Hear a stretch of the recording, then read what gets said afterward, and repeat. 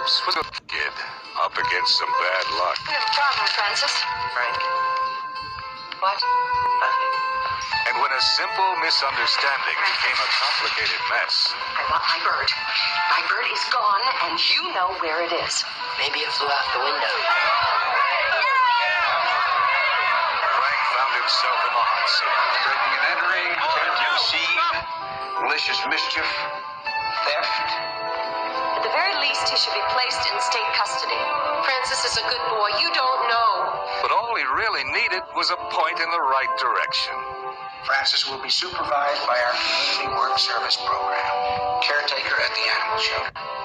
Now with a lot of help from his new friends, and the father figure he never had, You know what? You do have a touch.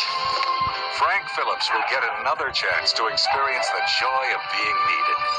The pain of loss. What's going on? Room 40. It's the toughest part of what I gotta do. Just because a cat scratches the furniture seems like a real dumb reason to kill it. We got more animals here than we can properly care for.